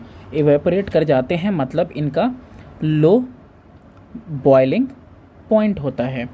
तो ये क्या करेंगे कि जब हम इनको हीट करते हैं ना, तो हीट करने पे ये ऊपर राइज कर जाते हैं और हम इनको कलेक्ट कर लेते हैं डिस्टिलेशन के प्रोसेस से, leaving behind non volatile impurity. Non volatile impurity क्या करेगी, नॉन वोलेटाइल इम्प्योरिटी तो इवेपोरेट करेगी नहीं, ये मेटल इवेपोरेट कर जाएंगे और इनको हम प्योर फॉर्म में कलेक्ट कर लेंगे। फिर इसके बाद आता है लिक्वेशन। अब यहाँ लिक्वेशन में क्या करना होता है, लिक्वेशन में जैसे कि आपने मेटल ले लिया, लेड या फिर टिन, लेड और टिन का भी क्या होता है ना कि लो मेल्टिंग पॉइंट होता है, या कह सकते हो लो, हाँ, तो लो मेल्टिंग पॉइंट होने की वजह से इनको हीट किया जाता है स्लोपिंग हर्थ पे। यहाँ पे देख सकते हो ये स्लोपिंग है, स्लोपिंग हर्थ पे इसको हीट किया जा रहा है। ऊपर से हमने क्या डाला, इम्प्योर मेटल डाला। अब इसमें जो गंदगी होती है, इम्प्योरिटीज़ होती हैं, वो इम्प्योरिटीज़ जो हैं कि इनफ्यूजिबल होती हैं, वो मेल्ट नहीं होती हैं। तो यहाँ पे लो मेल्टिंग पॉइंट होने की वजह से ये जो हमारा मेटल है इसमें से गलने लगेगा, और गलने के बाद ये आगे बढ़ेगा, और आगे बढ़ेगा, हम इसको बिल्कुल कलेक्ट कर लेंगे इसमें, और यहाँ पे पीछे जो रेसिड्यू के रूप में बच जाएगा, वो रेसिड्यू क्या बच जाएगा, हमारा इनफ्यूजिबल इम्प्योरिटीज़ जो रहेंगी वो हमारी बच जाएंगे। और नीचे से देखो इसको आग लगाई जाती है और ये स्लोपिंग फर्नेस रहता है। तो स्लोपिंग फर्नेस पे होगा क्या कि जो गल जाएगा हीट करके, जो मेल्ट करने लगेगा, जो सॉलिड रहेगा वो क्या करेगा, जो सॉलिड पार्ट रहेगा इनफ्यूजिबल रहेगा, वो सॉलिड तो यहीं रह जाएगा स्लोप पे, लेकिन क्या होगा, हल्का सा भी ये जो टिल्टेशन है, स्लोप है, वो मेल्ट किए हुए को यानी कि लिक्विड को क्या कर देगा, तुरंत आगे बढ़ा देगा, है ना, higher concentration to, higher concentration कह रहे हैं, हायर लेवल से लोअर लेवल की तरफ, और यहाँ पे हम लोग कलेक्ट कर लेंगे अपने मेटल को। फिर इसके बाद आता है इलेक्ट्रो रिफाइनिंग। इलेक्ट्रो रिफाइनिंग में आपको पता ही है इलेक्ट्रोलाइसिस। इलेक्ट्रो रिफाइनिंग में आपने बारी बारी से देखा होगा, सबके बारे में पढ़ा होगा। तो इसमें हम लोग देखो कॉपर को, सिल्वर को, गोल्ड को, निकल को, एल्युमिनियम को, और जिंक को, इस सब को हम लोग रिफाइन करते हैं इस प्रोसेस से। जैसे उसमें हम लोगों ने देखा था कि हमने क्या लिया था, कॉपर सल्फेट लिया था ना एग्जाम्पल में। तो इसमें होता क्या है कि एक आपका इम्प्योर मेटल होता है जो कि एनोड पे रखा जाता है और प्योर मेटल को कैथोड पे रखा जाता है। तो प्योर मेटल आपका कैथोड पे रहेगा, तो जो एनोड पे आपका रहता है वहाँ पे होता क्या है कि जो मेटल है वो मेटल आपका लूज़ करेगा इलेक्ट्रॉन और क्या फॉर्म करेगा, पॉजिटिव आयन फॉर्म करता है।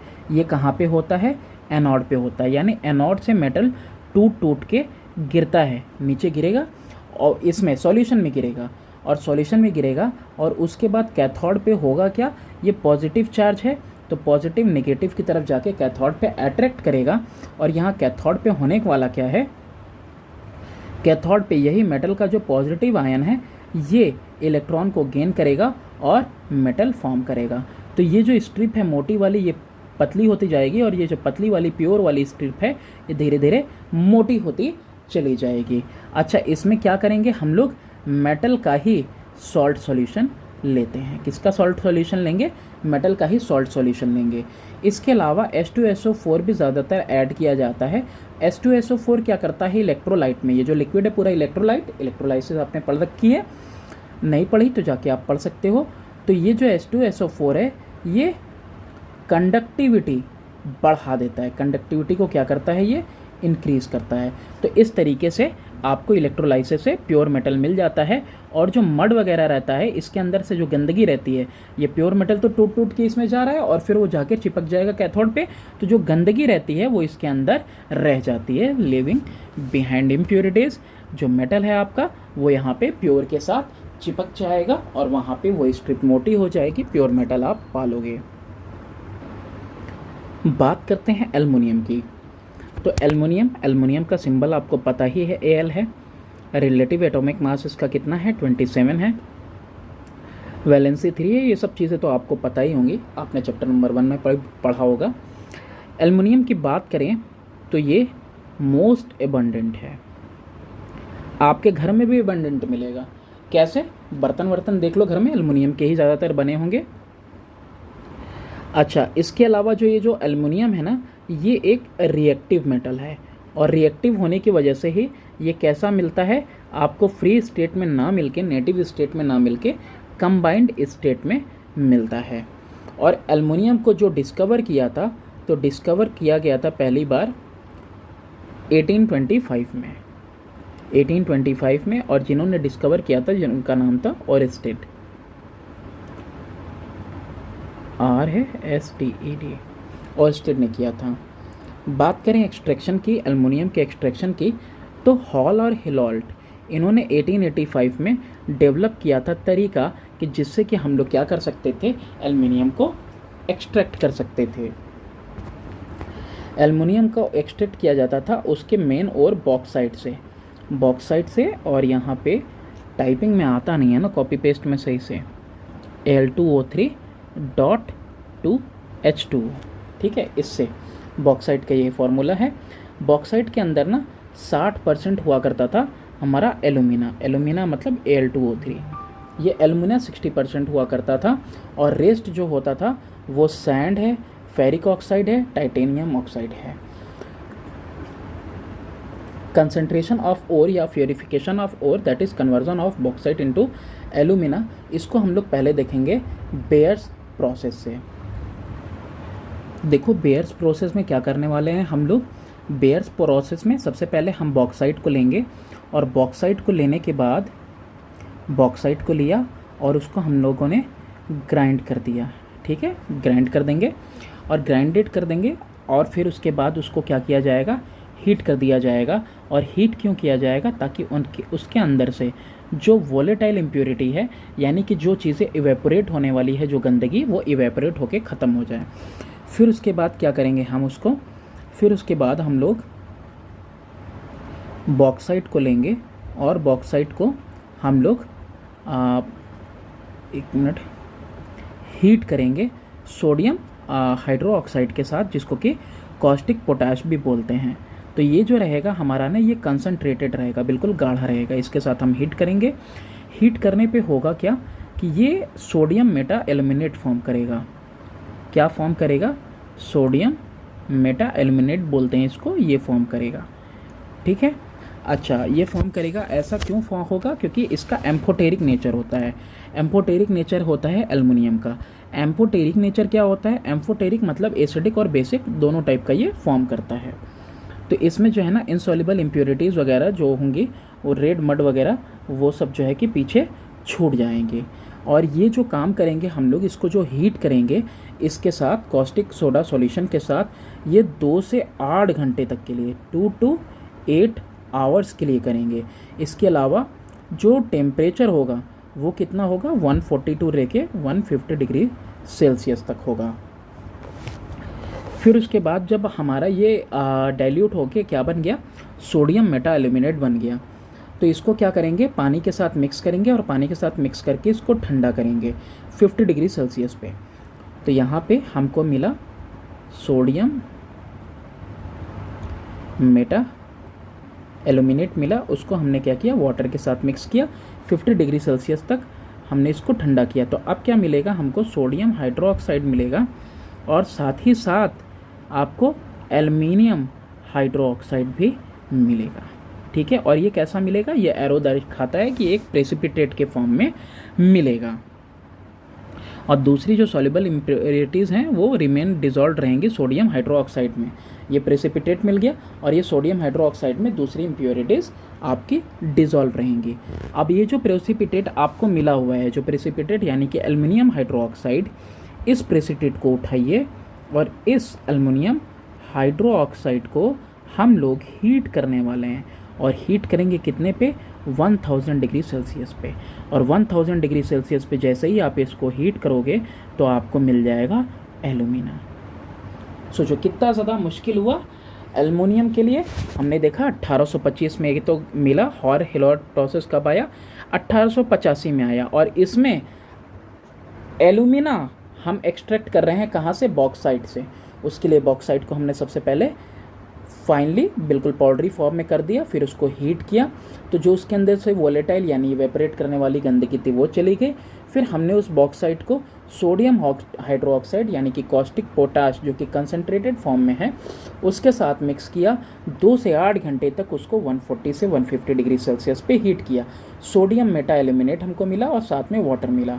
फिर सोडियम मेटा एल्यूमिनेट को हमने वाटर के साथ फर्दर मिक्स किया, 50 डिग्री सेल्सियस तक कूल किया। ऐसे में हुआ क्या? एल्युमिनियम हाइड्रोक्साइड हमको मिल गया प्रेसिपिटेट के फॉर्म में, और जो बाकी गंदगियाँ थीं वो यहाँ पे कॉस्टिक पोटैश के साथ ही रह गई। फिर इसके बाद जो एल्युमिनियम हाइड्रोक्साइड मिलेगा उसको फर्दर हम हीट करेंगे 1000 डिग्री सेल्सियस पे, तो हमको मिलेगा एल्यूमिना और वाटर। तो ये हमारा फाइनली अभी हमको क्या मिला? एल्यूमिना मिला। सिर्फ एल्यूमिना के लिए ये है आपका बेयर्स प्रोसेस। तो देखो डिफ़िकल्टी होती थी एल्युमिनियम को एक्सट्रैक्ट करने में एल्यूमिना से। और शुरुआत में ना इब्तदाई दौर में पहले के टाइम में होता क्या था कि एल्युमिनियम जो है काफ़ी कॉस्टली था। एल्युमिनियम आपका काफ़ी कॉस्टली था। किससे? गोल्ड से। और गोल्ड से ज़्यादा कॉस्टली क्यों था? क्योंकि इसको एक्सट्रैक्ट करना जो है कि बिल्कुल बहुत ज़्यादा मुश्किल था। अच्छा, तो देखो होता क्या है कि जब इलेक्ट्रोलाइटिक रिडक्शन करना है तो वो सिर्फ़ और सिर्फ एल्युमिनियम का तो सिर्फ़ और सिर्फ क्या हो सकता है? मोल्टेन स्टेट में हो सकता है। मोल्टेन स्टेट में होगा तभी होगा। लेकिन बात करें हम एल्युमिना की, तो एल्युमिना मेल्ट करता है 2050 डिग्री सेल्सियस पे।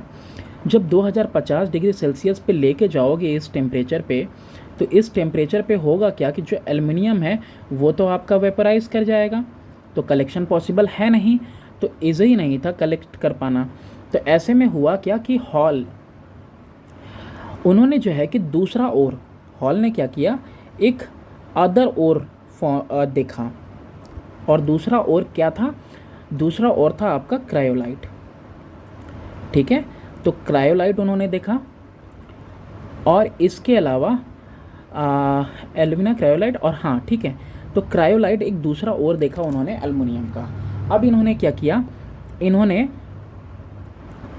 एल्युमिना साथ में क्रायोलाइट और साथ में जो आपका फ्लोराइड है, इन तीनों को एक साथ मिक्स किया।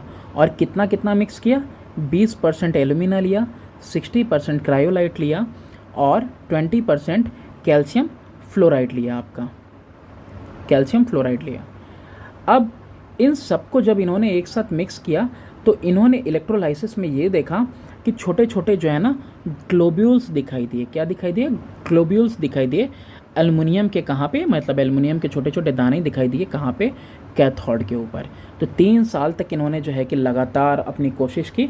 फिर उसके बाद जो है कि अपना ये लेके गए, जो भी अपना ये तरीका था उसको उन्होंने प्रेजेंट किया।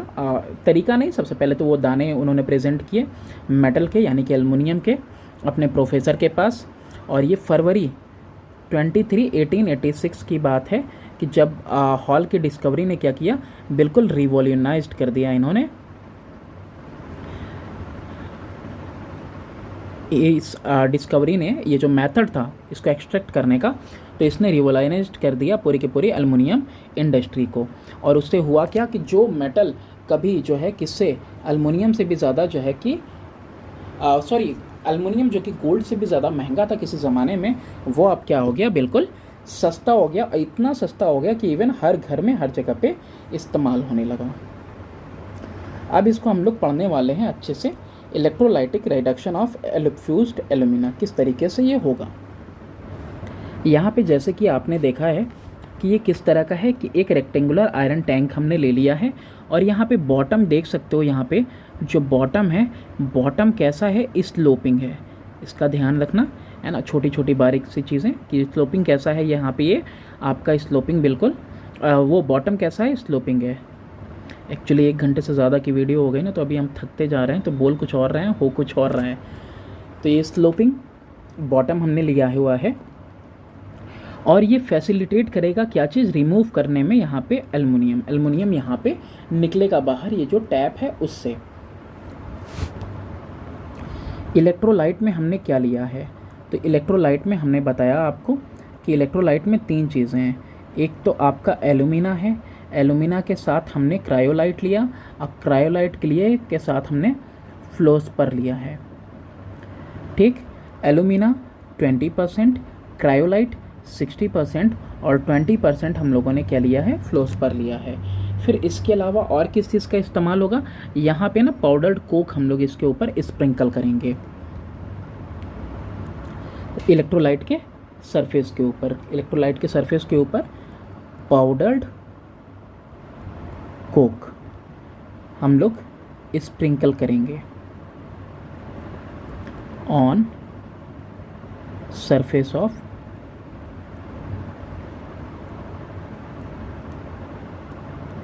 इलेक्ट्रोलाइट। इसको जो हीटिंग प्रोवाइड करेंगे ना, तो वो हीटिंग हम लोग इलेक्ट्रिकली प्रोवाइड करेंगे। और इलेक्ट्रिकली इसका टेम्परेचर लगभग कितना रखेंगे? 950 डिग्री सेल्सियस रखेंगे। जो वोल्टेज होगा, यानी ये बैटरी से जो कनेक्शन किया जाता है डीसी वाला, तो ये वोल्टेज हम लोग कितना रखेंगे? 5 to 6 वोल्ट वोल्टेज रखेंगे। अच्छा, यहाँ पे आप देख सकते हो कि यहाँ पे लो वोल्टेज का इस्तेमाल किया गया है। तो लो वोल्टेज का इस्तेमाल क्यों किया गया है? ताकि अवॉइड किया जा सके decomposition, avoid decomposition of molten cryolite. तो इसका डिकम्पोजिशन ना हो, इसलिए हमने इसका जो वोल्टेज है हमने उसको कम पे रखा है। अब यहाँ पे तीनों देखो अलग अलग हम देखेंगे क्या क्या मिल रहा है आपको। यहाँ पे रिएक्शन देखो, तो यहाँ एकदम फ्रेश दिखते हैं। तो जैसे कि आपका ये और पतला हो जाए भाई, क्रायोलाइट है। तो क्रायोलाइट यानी कि ये हो गया आपका। तो ये देखो ब्रेक करेगा किस में? सोडियम के आयन में, एल्युमिनियम के कैटायन में और साथ ही साथ फ्लोराइड के एनायन में। उसी तरीके से अगर हम फ्लोस्पर का लेंगे तो फ्लोस्पर में भी क्या होगा? ये कैल्शियम फ्लोराइड है एक्चुअली, तो ये भी कैल्शियम का कैटायन और फिर फ्लोराइड के एनायन में ब्रेक कर जाएगा। फिर उसके बाद तीसरी चीज़ कौन सी है इस इलेक्ट्रोलाइट के अंदर? वो है आपकी एल्यूमिना। तो एल्यूमिना क्या होगा? ये भी आपका ब्रेक करेगा एल्युमिनियम के कैटायन में और साथ ही साथ ऑक्सीजन के एनायन में। अब यहाँ पे देखो पॉजिटिव और नेगेटिव कितने सारे हैं। अब यहाँ पे आप देखो इसको कैटेगराइज करो। तो कैटेगराइज अगर हम करते हैं तो हमको पॉजिटिव में कौन कौन से मिल रहे हैं, कैटायन में Na+ मिला, कैल्शियम का मिला और साथ ही साथ एल्युमिनियम का मिला। फिर उसके बाद अगर हम बात करें इसकी तो फ्लोराइड का मिला और साथ ही साथ हमको ऑक्सीजन का मिला। अब एल्युमिनियम जो है लोअर होता है इलेक्ट्रोकेमिकल सीरीज़ में, तो एल्युमिनियम यहाँ पे प्रेफरेंशियली डिस्चार्ज हो जाएगा कहाँ पे, कैथोड पे, ये पहले डिस्चार्ज होगा। उसी तरीके से इन दोनों में ऑक्सीजन जो है एनोड पे, ये प्रेफरेंशियली डिस्चार्ज हो जाएगा। तो दोनों जगह पे रिएक्शन क्या होगा, रिएक्शन देखते हैं हम लोग कैथोड पे और एनोड पे। कैथोड पे और एनोड पे हम लोगों को क्या देखना है, रिएक्शन। तो देखो कैथोड पे क्या होगा, जो एल्युमिनियम है वो 12 इलेक्ट्रॉन्स, एक मिनट, ऐसे नहीं लाइन बाय लाइन लिखना होगा, नहीं तो ऐसे, हाँ तो हम बारी बारी से देखते हैं। कैथोड पे क्या होगा कि जो आपका एल्युमिनियम के कैटायन है वो इलेक्ट्रॉन को गेन करेंगे और यहाँ पे एल्युमिनियम के एटम्स बन जाएंगे। वहीं आप बात करो एनोड पे, तो एनोड पे क्या है, मोटे मोटे ये सस्पेंड किए गए हैं थिक रॉड्स ग्रेफाइट के, सस्पेंड किए गए हैं फ्यूज्ड इलेक्ट्रोलाइट में, ये बड़े बड़े। यहाँ पे क्या होना है एनोड पे, यहाँ पे आपका 6 ऑक्सीजन,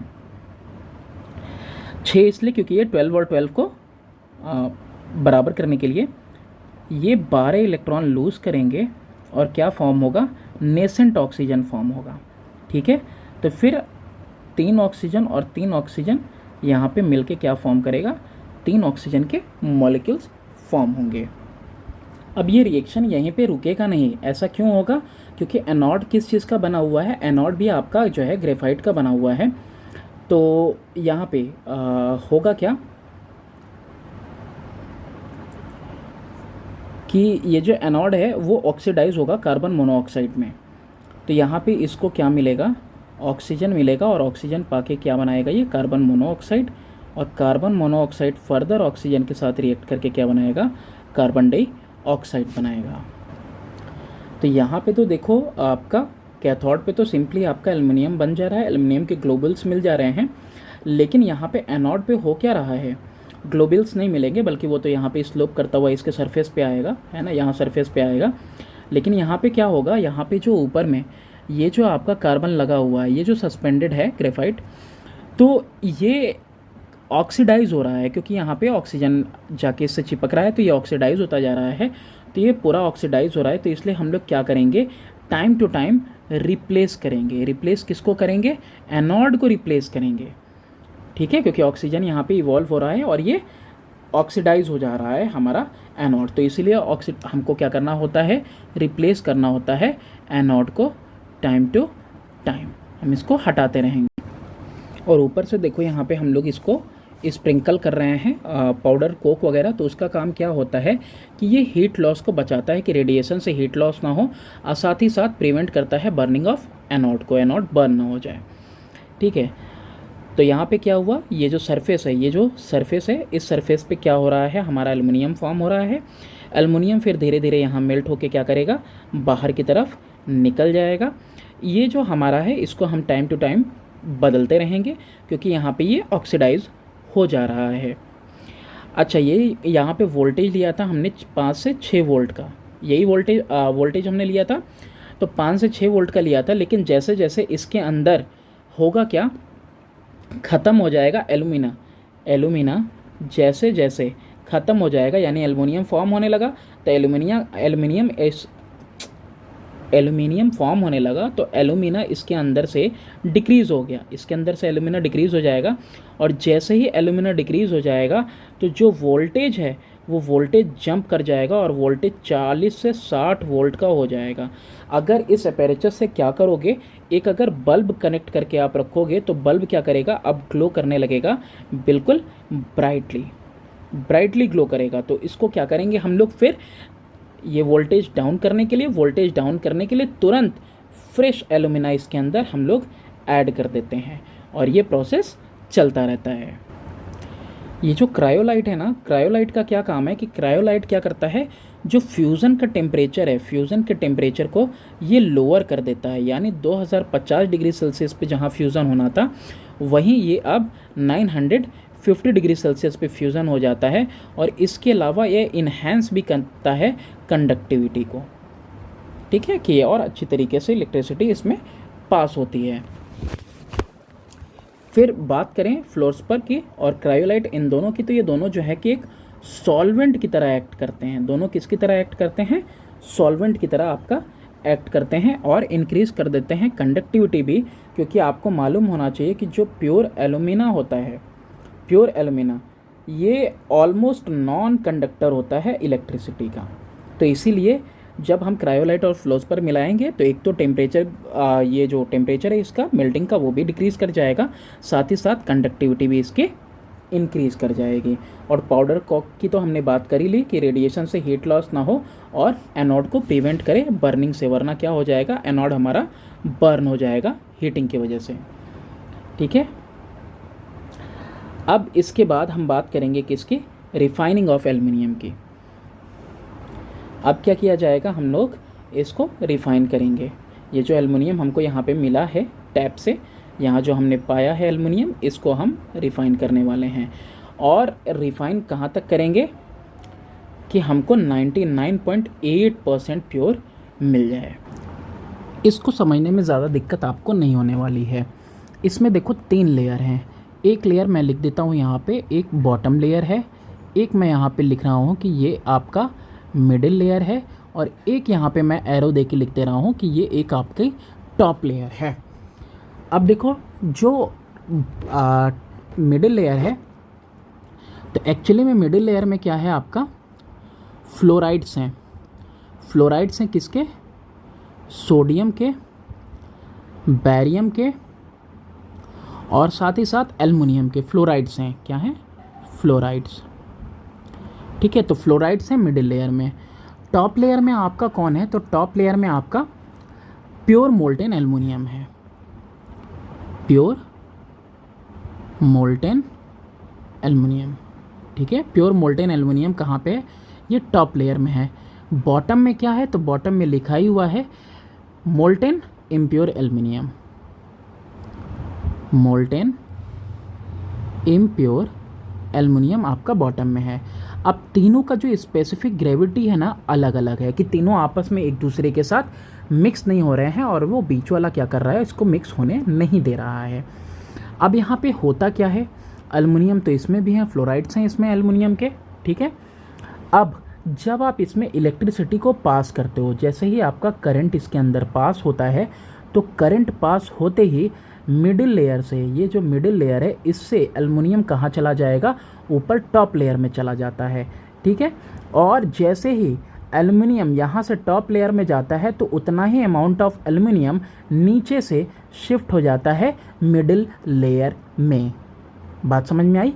करंट जैसे ही पास करेगा, वैसे ही मिडिल लेयर से एल्युमिनियम जाता है टॉप लेयर में, और मिडिल लेयर में एल्युमिनियम की कमी हो गई तो बॉटम लेयर से, यानी कि जो आपका मोल्टेन इम्प्योर एल्युमिनियम है, वहाँ से एल्युमिनियम उठ के कहाँ चला जाएगा? मिडिल लेयर में। और ये ऐसा चलता जाता है, शिफ्ट करता जाता है। और इससे जो यहाँ पे हमको कैथोड पे एल्युमिनियम मिल रहा है, ये ऊपर आपका ये कैथोड है ना, यहाँ पे जो एल्युमिनियम मिल रहा है, ये 99.99% प्योर होता है। 99 नहीं बल्कि 99.9 दिया है यार, इसका बहुत रोल होता है ना। तो 99.9% प्योर एल्युमिनियम मिल रहा है। इतना प्योर क्यों चाहिए? क्योंकि वायर वगैरह अगर हमको बनाना है ना, तो थोड़ी बहुत भी इम्प्योरिटी क्या करेगी, इसके रेजिस्टेंस को बहुत बुरी तरीके से प्रभावित करती है, इफ़ेक्ट करती है, इसलिए, ठीक है। तो यहाँ पे एनोड पे क्या हो रहा है, जो कि आपका यहाँ पे नीचे एनोड है, दिख रही होगी कार्बन की लाइनिंग। तो एनोड के ऊपर एल्युमिनियम क्या कर रहा है? लूज़ कर रहा है इलेक्ट्रॉन और कैटायन फॉर्म कर रहा है, और ये कैटायन यहाँ ऊपर जा रहा है, ये ऊपर चला जाएगा इतना ही इसमें से। और वहीं अगर बात करें हम ऊपर में, तो ऊपर क्या हो रहा है, यहाँ पे जो एल्युमिनियम के कैटायन हैं वो इलेक्ट्रॉन गेन करेंगे, और इलेक्ट्रॉन गेन करके प्योर एल्युमिनियम यहाँ पे फॉर्म हो रहा है। तो इस तरीके से रिफ़ाइन होता है एल्युमिनियम और बिल्कुल प्योर मिलता है। अब इसके बाद थोड़ा सा पार्ट और बचा हुआ है और वो पार्ट है आपका एलॉय का।